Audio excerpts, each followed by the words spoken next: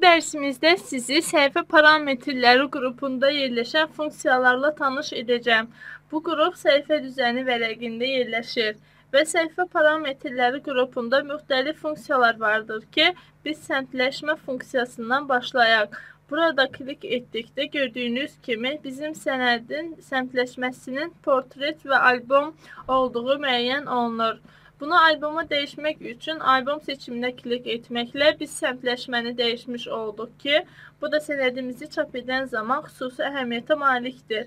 Bundan başqa sənədin ölçüsünün dəyişdirilməsi funksiyası müxtəlif seçimlər təklif edir ki, məsələn, mən hər hansı birinə klik etməklə sənədimin ölçüsünü dəyişmiş oluram.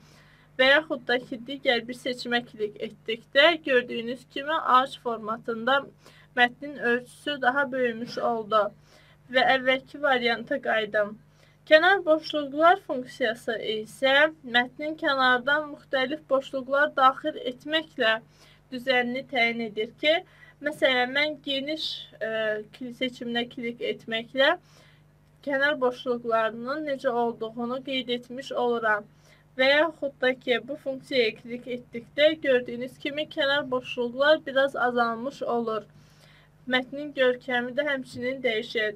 Eyni zamanda səhifə parametrləri qrupunda yerləşən əmrlər haqqında daha ətraflı dialoq pəncərəsindən də tanış ola bilərik ki, bura klik etməklə gördüyünüz kimi kənar boşluqlar, kağız, düzən alt menyularından müxtəlif əmrlərlə tanış ola bilərik.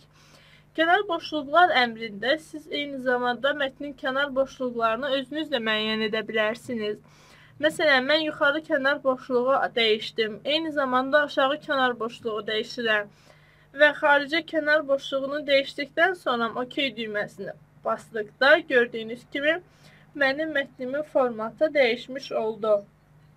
Bu dərsimizdə sizə səhifə parametrləri funksiyaları ilə ümumi tanışlığı verdim.